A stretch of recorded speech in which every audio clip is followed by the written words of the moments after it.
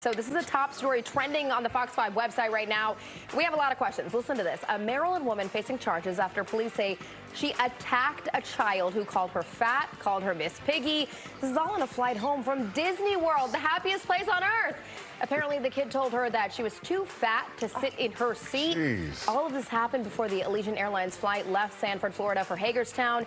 The woman is now out on bond. We don't know how old the kid is, but as we were saying, I mean, kids say the darndest things, right?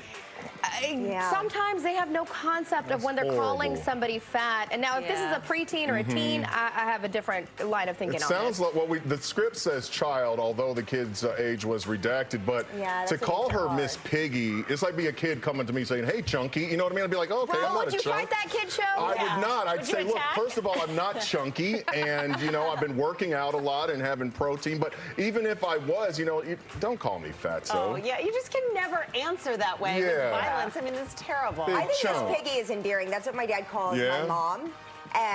But not, she's a petite little woman, but Miss Piggy, just because of the love, the little romance between Kermit and Miss Piggy, and she's just so, don't, we actually have Miss Piggy stuffed animal.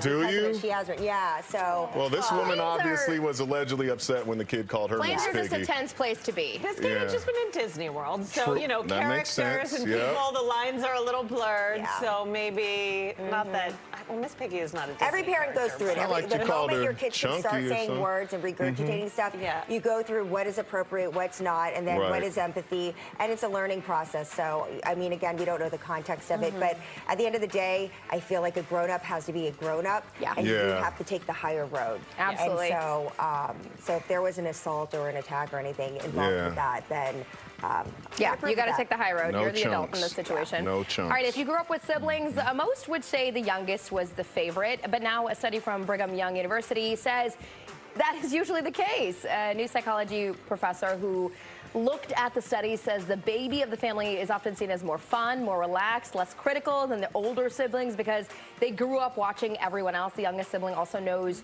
how to navigate family drama without getting too involved. I've always read that you may have all the siblings, but you are not raised by the same parents because your parents are in different stages of life. Like the first kid, they might not have money, they're scraping it together, they're buying a house. By the fourth kid, they have their life together. They got AirPods, they got the, But they've also different stages of learned as they've gone along with the kids. As an oldest, I would say that my youngest sister, she might not be the favorite, but she had the easiest road, I think. Just in terms of like my parents, that was their third attempt. Well, they knew a thing or two. You paved the way for her. I still think it's the hardest to the oldest. Well, I wouldn't know what any of this feels like. I'm the forgotten middle child. Really? I'm still waiting for them to recognize me. Angie, I feel like you're not very forgettable.